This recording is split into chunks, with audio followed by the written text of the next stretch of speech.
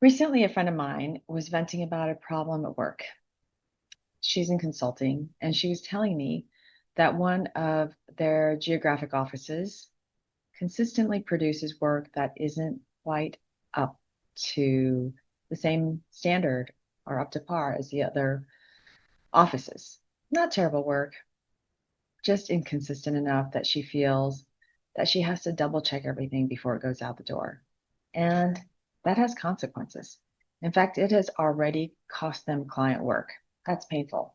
Losing contracts, losing existing clients. That's the part leaders can't ignore. Inconsistent performance does not stay inside the company. Eventually, the client feels it. Eventually, trust erodes. Eventually, work is lost. And as she was talking, I immediately got transported back to 2008, 2009 during the Great Recession. I suddenly found myself running the entire organization.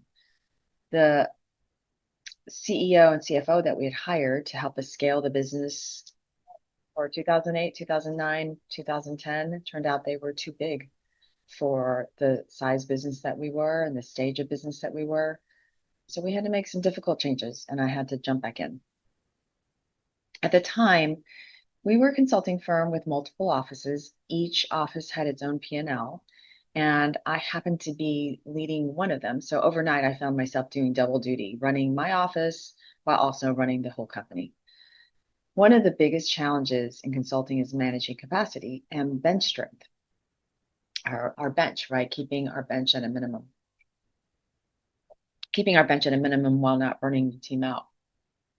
But when one office has people sitting on the bench, you want to use them before hiring someone else onto your group, right? And that's just good business. So even if you're at 100% capacity and you're going to turn away business if you don't have somebody, instead of hiring someone, it's your fiduciary responsibility as a leader to use someone else in another office. And even though the offices operated independently, we wanted to share resources and be good corporate citizens. But something happened that has stayed with me all of these years. One of our client-facing executives refused to staff a project with consultants from another office. Now, it really wasn't his call, but I understood the concern and the pain. His reason was simple. He didn't trust the quality of the work that came out of the other offices. Now, to be clear, the other offices had talented people. This was not a talent problem in the way that people usually think about it. It was a standards problem. It was a manager expectation problem. It was a leadership consistency problem. The talent was there, but the office was not necessarily led the same way, and the performance expectations were definitely not managed in the same way. At first, that felt like a staffing problem, but it wasn't. It was a culture problem. More specifically, it was a performance management problem. We had allowed different standards to develop in different parts of the company, different definitions of excellence, different levels of accountability, different expectations from the managers, different tolerance levels for mediocre work. And in consulting, those differences become very visible because the product is people's work. Clients notice, project leaders notice, high performance taller. Definitely notice. Sorry about that.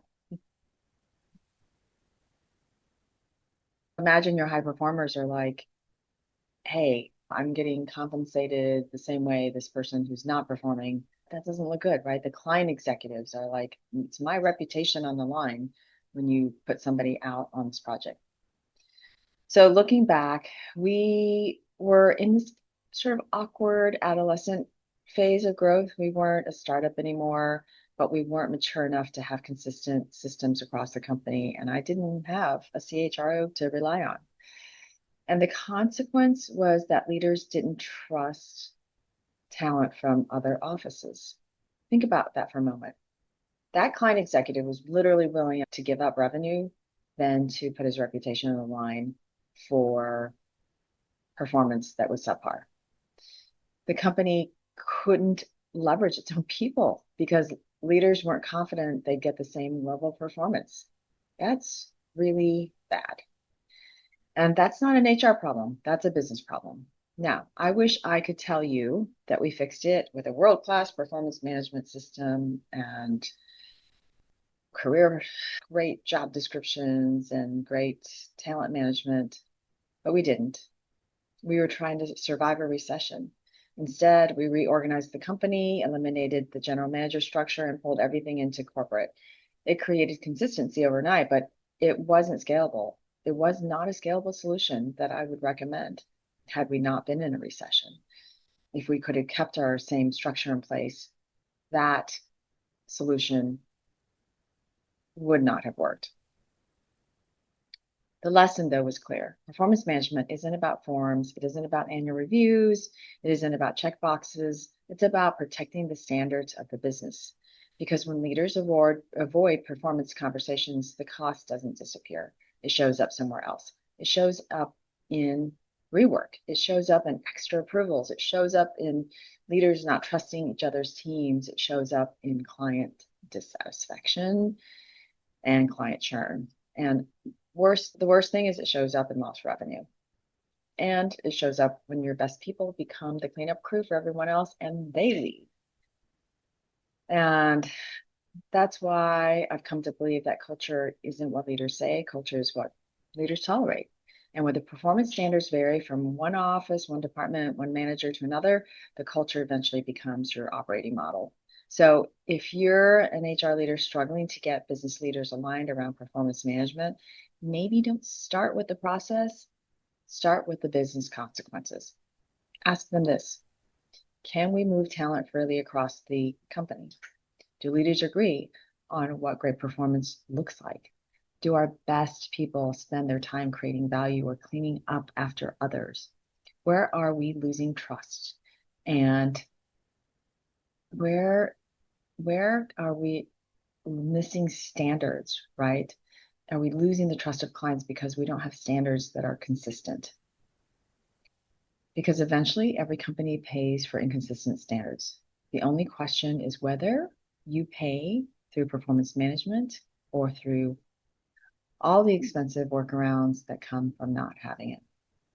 This is Cindy Liu with CHRO Mastermind Groups. If you're interested in having these types of discussions with a group of amazing peers, DM me and let's talk.